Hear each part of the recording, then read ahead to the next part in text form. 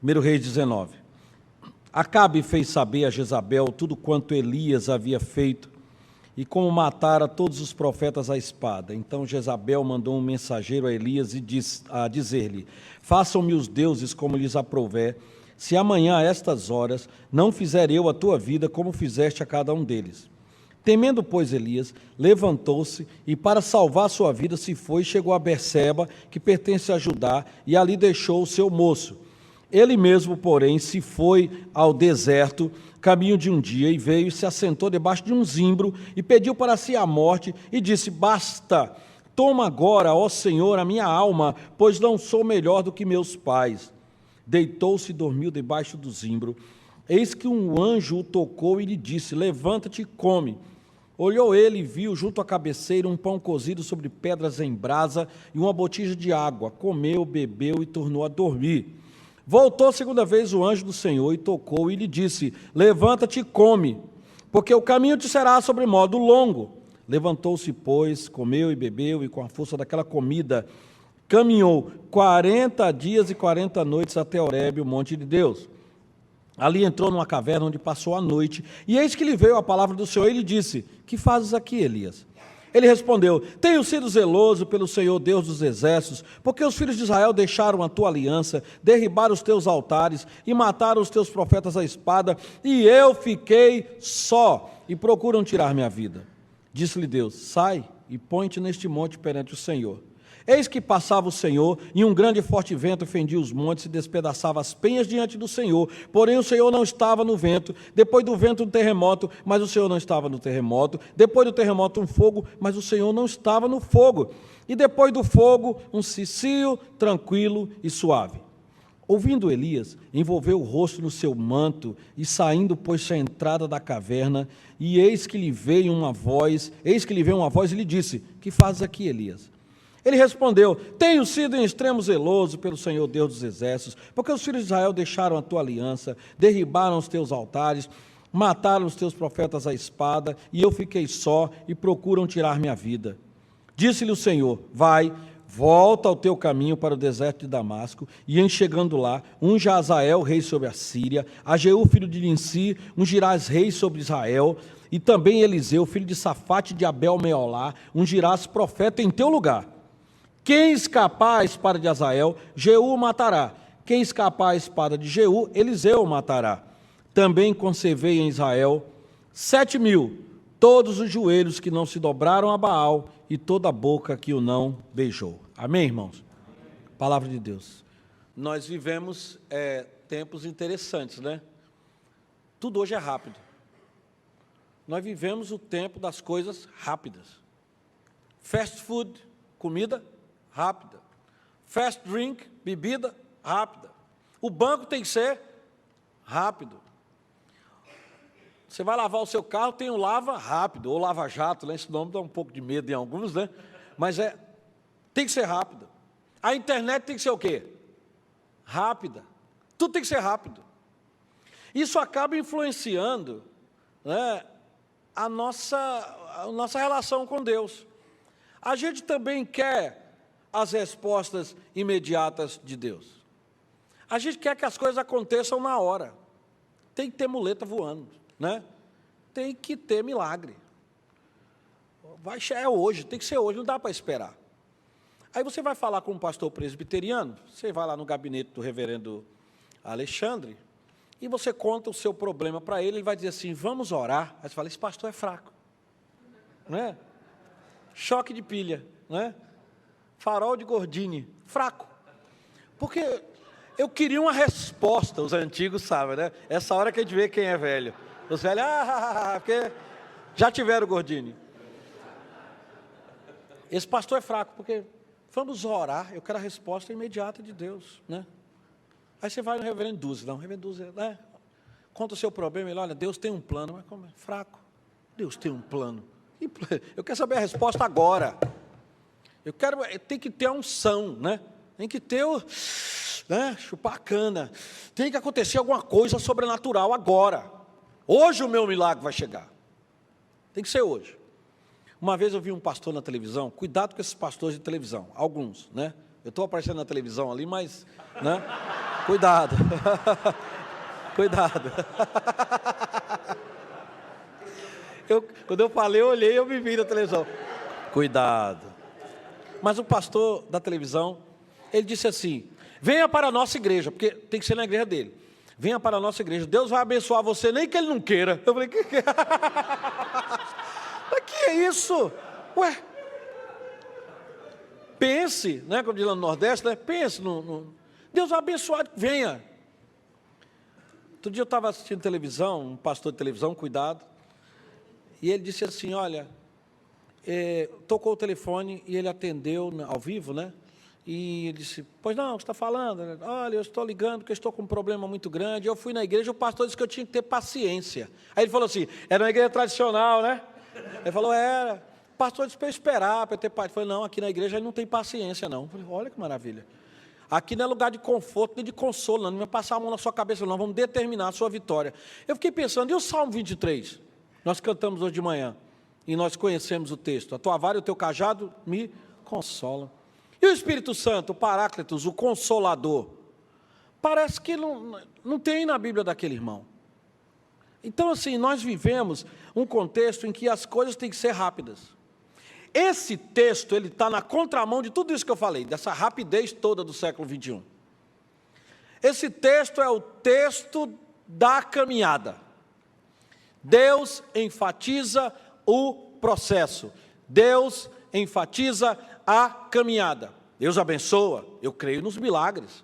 Nesses 10 anos de milagres, eu vi milagres acontecerem de forma grandiosa na minha vida, na vida dos irmãos. Posso ficar a noite toda contando, mas milagres mesmo, que aconteceram. Agora, para mim o mais importante é a caminhada. Quando os noivos vêm e dizem, pastor, o senhor poderia dar a bênção nupcial com o maior prazer. Mas a bênção não é apenas a imposição de mãos, nem apenas eu balançar meu paletó aqui ou jogar uma água em vocês. A bênção é um processo, é a caminhada. Você vai lá em Efésios, ele nos colocou nas regiões espirituais, celestiais, em Cristo Jesus, e papapá, até o capítulo 3. Depois do capítulo 3, ande, respeite, ame a sua esposa, respeite seu esposo, seja submissa, filho, obedeça os pais, né? Tal. É assim que a coisa caminha. Ande. Deus é o Deus da bênção, mas Deus é o Deus da caminhada. A caminhada da bênção já é a bênção. O texto aqui é interessante, porque se você olhar a partir do capítulo 16, o povo de Israel havia feito uma aliança horrorosa. É interessante, Judá, o reino havia se dividido, Judá e Israel. Judá, nós encontramos alguns reis interessantes, Asas, Josias, mas no norte, que coisa, viu? E um desses reis era Acabe. Acabe, ele fez uma aliança com Tiro e Sidom. Você tem ideia? Uma das alusões a Satanás na Bíblia chama de o rei de Tiro, para você saber como Tiro e Sidom eram regiões altamente idólatras. E havia um deus lá que era o deus Baal.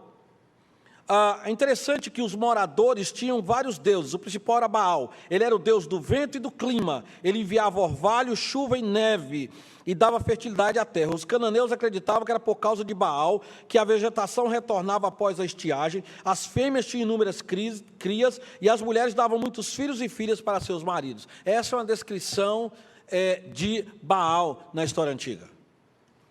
Israel passa a adorar esses deuses. E eu fui procurar Baal, eu achei que era um deus grande da altura dessa igreja. É um deus desse tamanhozinho. Deusinho. Colocavam assim, e havia os postes ídolos, que eram também objetos de adoração. Quando Acabe fez aliança com Tiro e Sidom, eles mandaram uma princesa chamada Jezabel. Aquele casamento de conveniência. E Jezabel veio para Israel, e ela trouxe sacerdotes, sacerdotisas. Fala-se, alguns comentadores falam em 1000 sacerdotes e sacerdotisas. O culto a esse Deus Baal instituiu esse culto no meio do povo de Deus, e o povo de Deus não fez absolutamente nada. Basta ler 1 Reis 18, quando Elias questiona o povo não responde nada. Nada. E Acabe, então, ela manda matar os profetas de Deus. Aí um homem chamado Obadias esconde os profetas dentro de um buraco. Ela instituiu o culto a Baal. Quem manda, e Baal, uma das traduções de Baal, é marido, dono. Esse era o contexto de Israel. E Acabe? Acabe não fazia nada. Era mandado pela mulher. Aliás, Acabe era o único homem que eu conheço que era mandado pela mulher. Amém, homens? Né? Alguns heróis disseram amém. Mas ela instituiu o culto. Elias, Deus, sempre é assim, né? Deus sempre manda a palavra dele. Aí Deus manda Elias, dentre outros profetas, nesse período ele manda Elias. Aí Elias começa a denunciar, não, está tudo errado. Aí ele diz, Baal é o dono do tempo, vai ficar 3 anos sem chover. E não chove sobre a terra. Aí ele começa a questionar. Elias começa a andar. Tanto que quando Acabe manda buscar Elias, procurar Elias, Elias não precisa não, eu vou encontrar com ele. E quando Acabe se encontra com Elias, ele diz, és tu perturbador de Israel. E Elias fala, perturbador é você que está fazendo o povo seguir a outros deuses. Elias confronta, e aí no capítulo 18, tem a vitória grandiosa de Elias sobre os profetas de Baal no Monte Carmelo. O capítulo 18, nós conhecemos essa história, né, em que ele manda fazer 2 altares, era um lugar provavelmente já preparado para isso. E os profetas de Baal, 450 profetas, eles começam a clamar pelo seu Deus e nada acontece. Aí Elias manda restaurar o altar do Senhor, que estava quebrado, isso é interessante, o altar estava destruído, ele manda reconstruir o altar, ele manda jogar água, né, para mostrar que não era nenhum truque, é algo da fé mesmo, o poder de Deus. E Elias ora, Senhor, responde-me, para que esse povo saiba que há Deus de Israel. E a Bíblia diz no capítulo 18, que desceu fogo do Senhor, não foi fogo, só um fogo do céu, foi fogo do Senhor, consumiu a água, tudo, até o fogo que estava no altar, consumiu tudo. E o povo começa a gritar, só o Senhor é Deus, só o Senhor é Deus. E aí Elias desce e mata 450 profetas de Baal. 450. Quando eu falei isso uma vez numa igreja, um irmão me interpelou lá na porta e falou assim, pastor, eu gostei demais da sua mensagem, mas esse negócio de falar que matou 450 é uma carnificina muito grande, não combina com Deus, não. Aí eu falei, deixa eu falar uma coisa para o irmão, 450 não é nem 10% do tanto de crianças que eram sacrificadas a Baal. Só para você ter uma ideia. Foi barato. Porque Deus, quando manda fazer, Deus manda fazer mesmo. Elias pensou assim, olha a resposta rápida de Deus. Elias pensou assim, agora vai. Depois disso. Que Elias tinha dito, vai chover. E choveu. Né? Veja a nuvem do tamanho da mão de um homem. Né? Ele não vai chover. Ele desmoralizou Baal, matou os profetas, e o povo viu o fogo de Deus e começou a clamar, só o Senhor é Deus. Elias falou, agora vai. Igreja Presbiteriana do Monte Carmelo, já vou chamar o presbitério, agora vai. Agora a resposta vai ser imediata. E ele ainda correu mais do que a carruagem do rei, né? E chegou na cidade para avisar, para dizer que não ia ter chuva mesmo. Então, tudo espetacular, vitória sobre Baal, sucesso profético, corrida espetacular. Só que se você olhar o versículo 10 e o versículo 14 e o capítulo 19, no versículo 1, você vai ver claramente que a idolatria continuou, Jezabel continuou mandando no marido, a única mulher que mandava no marido, ela continuou mandando nele, e ela falou assim, eu vou matar Elias em 24 horas. O texto do capítulo 19 começa ela dizendo, façam-me os deuses como bem lhes aprouver, se amanhã a essas horas Elias não estiver sido morto. Ela se auto-amaldiçoou. Aí Elias teve medo. Aí Elias disse, não, aí não aconteceu no tempo que eu queria. Estava tudo pronto. Como é que continua a idolatria? Se você olhar tanto no versículo 10 como no versículo 14, esse é o desânimo de Elias. A idolatria continuou, Jezabel continuou lá, e ela continuou um bom tempo. Aí Elias falou assim, a resposta não veio no tempo que eu queria. Esse é o grande problema. Quando a resposta não vem do jeito que a gente quer, no tempo que a gente quer. Aí a gente desanima. O que Elias fez? Qual a estratégia de Elias? Versículos 3 e 4. Ele andou um dia até a fronteira, um lugar de segurança. Ele havia estado lá, já havia sido alimentado lá por Deus. Ficou debaixo de uma árvore que dava uma certa sombra. E ele disse, versículo 4, basta, parei. Se ele fosse goiano, diria, larguei. Né? Parei. Já aconteceu isso com você? A gente que está na igreja há muito tempo, eu tenho 36 anos de ministério com a igreja, né? De vez em quando a irmã chega, SAF, parei. Essas irmãs não querem nada, a gente marca plenária, ninguém vem, o bazar, ninguém ajuda. Pastor, larguei. Não é isso? Você desiste, né? Uma vez lá na primeira igreja de Goiânia, uma irmã chegou para mim e falou assim, pastor, ano que vem eu não vou mexer com o coral mais não. Não, esses coristas não querem nada. O cara não vem um ensaio antes da cantata ele aparece, todo bonitão, para ensaiar. Parei. O ano que vem o senhor pode contar com o meu apoio moral. Eu falei, mas Deus, a moral de Deus está boa, ele não precisa do seu apoio moral. Ele precisa da sua vida. Você que precisa da moral dele na sua vida. Mas a tendência é dizer assim, parei, larguei. E é interessante que ele não se animou nem diante do sobrenatural, porque um anjo veio e arrumou comida para ele. Ele olhou para o anjo e falou, né? O reverendo Averaldo falou sobre anjo aqui, né? Ele olhou para o anjo e disse, valeu, obrigado, e voltou a dormir. Imagina eu vendo um anjo me dando comida. Eu ficaria feliz pela comida e pelo fato de ser um anjo. Elias olhou, estava tão desanimado, como diz lá em Goiás, tão desacursoado, né? Que ele disse assim, tá bom. E ele diz, eu quero a morte. Eu tenho uma maneira peculiar de traduzir, acho que ele, nordestino fala, nem morto eu saio daqui. Larguei, não aconteceu no tempo que eu queria, não adianta.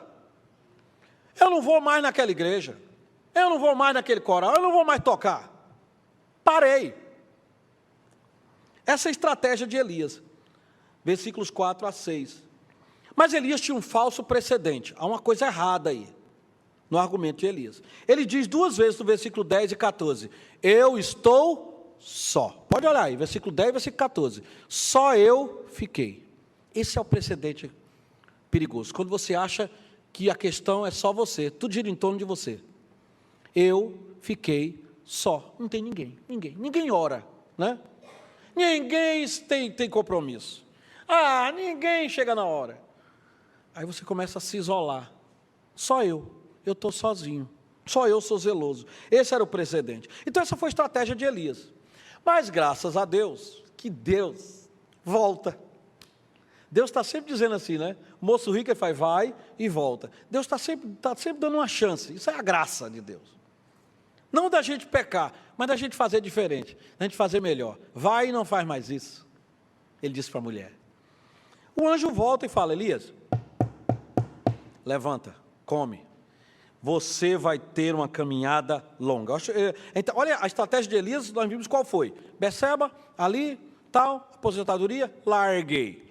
Olha a estratégia de Deus, volta de novo, Elias, levanta-te, eu gosto dessa expressão, levanta-te, a ideia da expressão hebraica é de você obedecer a um chamado, é reavivar aquilo que Deus colocou na sua mente, no seu coração, levanta-te, levanta, você tem uma caminhada de 40 dias, versículo 7 e versículo 8, com a força da comida. Eu te chamei, foi para caminhar, não foi para ver resultado rápido. Eu te chamei, não foi só para dar espetáculo, eu te chamei para caminhar.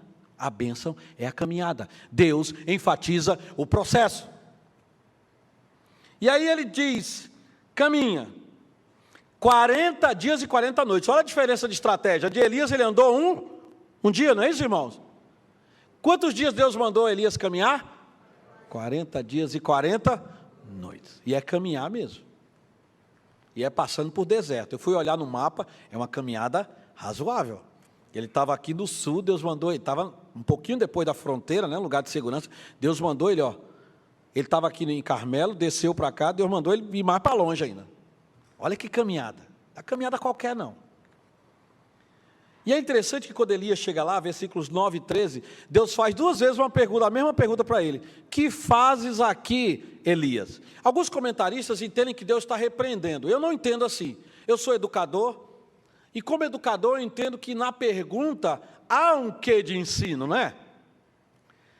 Imagina você andar 40 dias, 40 noites, e Deus diz assim, o que é que você está fazendo aqui? Eu digo, o senhor mandou eu vir, não é? Deus tem umas perguntas estranhas muitas vezes. Eu tenho uma mensagem que eu gosto muito de compartilhar com os irmãos, uma reflexão minha, as perguntas estranhas de Jesus. Jesus tem umas perguntas estranhas, né? Ele chega para um cego e pergunta, o que você quer? O que um cego quer? Apartamento, né? De frente para a Lagoa Rodrigo de Freitas. O que um cego quer? Ele chega para aquele homem de Betesda, 38 anos, e fala, queres ser curado? Não, eu vim aqui porque, né? Eu gosto de ficar aqui e ver o movimento. Agora, a melhor de Jesus é quando ele está, um monte de gente, ele fala, alguém me tocou. Até o discípulo fala, não, Senhor, aí não. Esse tanto de gente, o Senhor pergunta quem te tocou. Ele tem umas perguntas assim, né? As perguntas fazem parte do processo da estratégia de um ensino de Deus e de Jesus. Elias, o que você está fazendo? Elias, o que eu te mandei fazer? Elias, por que você veio? Elias, o que você está precisando entender? Então eu vejo essa pergunta menos do que uma reprovação. Antes de uma reprovação, eu vejo como uma estratégia de ensino de um Deus que caminha conosco, um Deus que enfatiza o processo, um Deus que fala, porque a pergunta traz em si uma resposta, uma atitude. O cego diz, eu quero ver. O paralítico de Betesda, eu estou aqui, mas sempre tem alguém mais rápido do que eu, né? A mulher diz, fui eu que toquei, fui eu. Aí fala, tua fé te salvou. Olha a resposta. Tudo começa com a pergunta de Jesus, com a pergunta de Deus. Elias, por que você está fazendo aqui? Então olha a diferença da estratégia de Deus e a estratégia de Elias. Seguindo no texto, eu já estou me encaminhando para o final. Geralmente eu falo que eu estou indo para o final, assim, antes da metade do sermão, que o povo fica animado, né? Indo para o final, ainda estou... Agora que eu virei a folha. Aí Deus, quando Elias, sai da caverna, Elias, sai da caverna. Levanta-te, sai da caverna. Vamos ter uma conversa aqui de Deus para homem. Aí Elias sai e toma posição diante do Senhor, versículo 11. Aí Deus mostra para Elias o vento, o terremoto, o fogo, o espetáculo. Eu vi alguém dizer assim, está vendo? Deus não fala com essas manifestações. Fala. Com Moisés foi assim, na morte de Jesus foi assim, quando ele exerceu juízo sobre os filhos de Corá, ou Coré, em Números 16, foi com o terremoto. Deus já há na Bíblia manifestações grandiosas, mas naquele momento não. Veio o vento, veio o terremoto, mas veio um vento suave, um cicio suave, um sopro, um barulho, alguma coisa assim, que dava para Elias discernir. Eu gosto muito do comentário da Bíblia de Genebra, essa é a minha Bíblia aqui. Eu estava consultando vários comentários, mas achei interessante uma frase que tem nessa Bíblia aqui. O Senhor respondeu a Elias de forma inesperada. Deus estava presente no quase silêncio. Contrariando as noções de Elias, o silêncio de Deus não indicava inatividade divina. Amém. Elias, eu quero que você caminhe, eu quero que você obedeça, eu quero que você discirna, entenda. Essa é a estratégia de Deus. Aí Deus vai mostrar para Elias, Deus é maravilhoso, Deus vai mostrar para Elias agora, quem é que é senhor do processo. Ele diz, tá bom, você entendeu quem é que manda aqui no negócio? Quem está no controle? Ah, mas eu estou sozinho. Deixa eu te falar. Ele manda, no versículo 15 a 17, veja aí na sua Bíblia, ele manda ungir os reis que destruiriam a Jezabel. Curiosamente, ele manda ungir Azael, rei da Síria. Como é que pode? Né? Mas Deus mandou, ele manda. Ele manda ungir Azael, rei da Síria, e manda ungir a Jeú, que trabalhava na corte de Jezabel, mas era um general leal a Jeová. E ele diz, se ela escapar de Azael, vai cair na espada de Jeú. Se escapar da espada de Jeú, vai cair na espada de Jezabel, na espada de Azael. Então ele, já está tudo combinado. Outra coisa, você vai passar a capa para outro quando eu disser que é para passar. É Eliseu, você vai passar a capa para ele. Eu que digo a hora. E aí a última coisa no versículo 18, é quando ele diz, você não está só. Na verdade, você nunca esteve só. Eu conservei, eu gosto dessa palavra, eu conservei em Israel, versículo 18, 7.000, todos os joelhos que não se dobraram a Baal e toda a boca que o beijou. Você nunca esteve sozinho. E eu me atrevo a traduzir: você jamais estará sozinho. Que a palavra hebraica dá um pouco abertura para isso, né? Eu conservei e conservarei. Você jamais estará sozinho. Por isso que a gente canta: não temas, contigo eu sempre estarei. Como é o resto?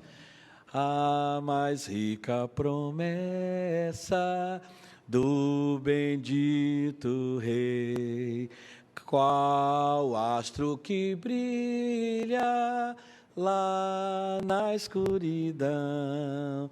Sim, Jesus Cristo promete sempre comigo está. Comigo está, comigo está.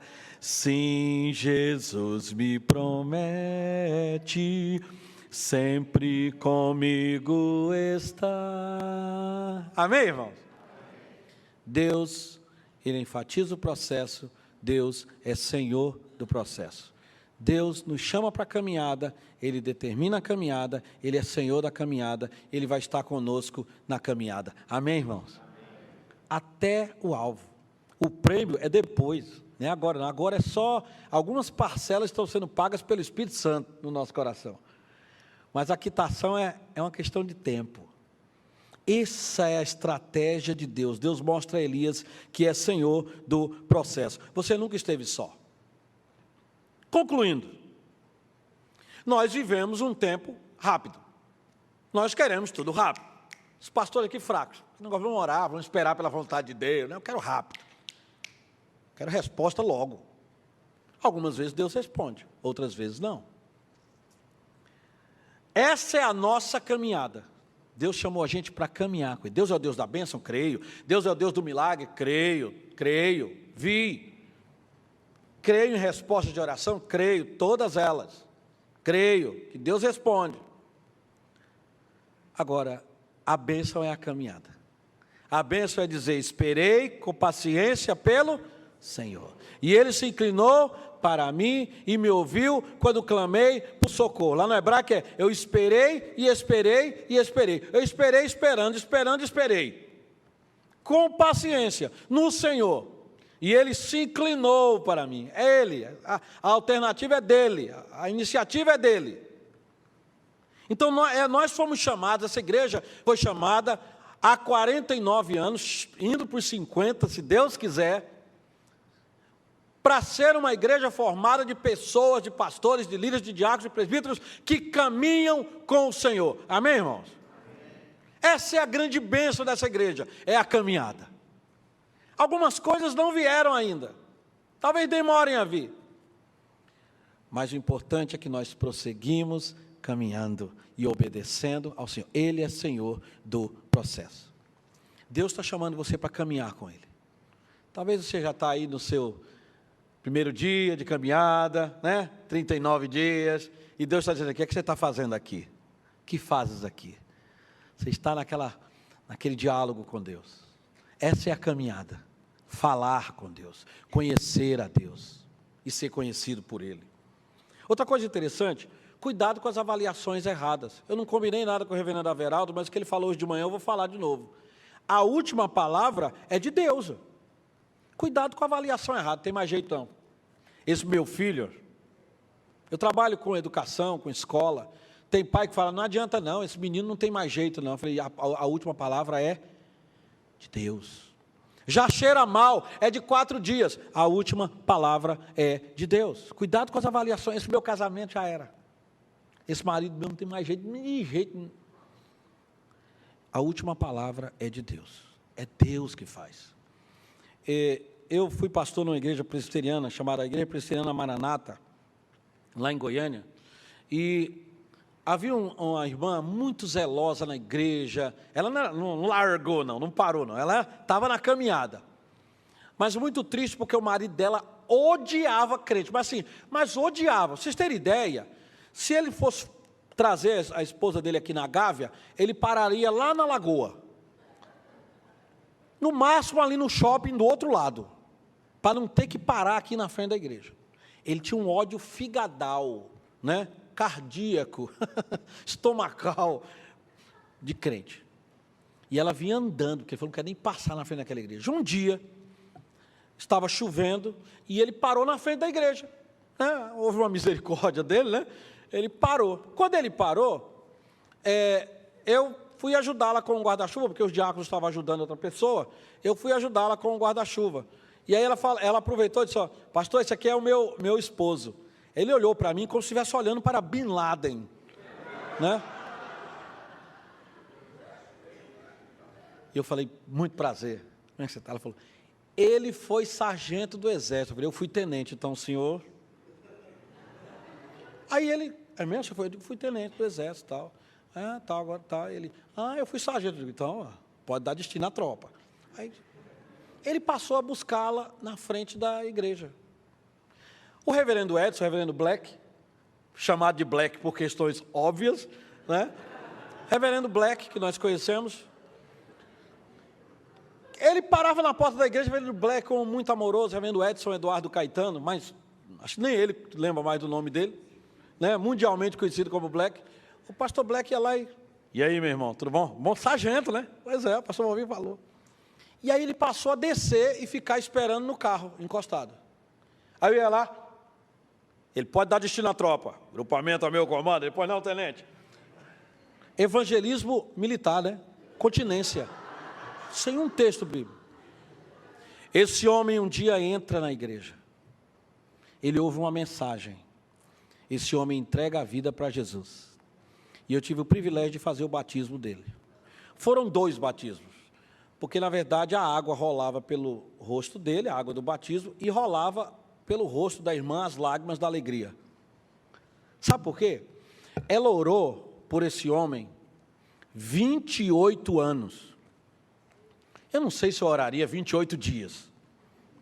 Né? Só Deus está demorando. 28 dias está demorando. Eu acho que não vai dar certo esse negócio, não. 28 meses. Ela orou 28 anos. Senhor, converte o meu esposo. Senhor, converte o meu esposo. Cuidado com as avaliações erradas. Existe a minha estratégia. Existe a estratégia de Deus. O meu irmão, reverendo Valmir Soares da Silva, já foi promovido, né? Crente não morre, crente é promovido. Já foi promovido. O meu irmão, quando ele era seminarista, ele estudava em Pernambuco, e ele estava indo visitar os pais no Maranhão. E no caminho, isso na década de 60, ele parou numa cidade, uma cidade que seduz. De dia falta água, de noite falta luz.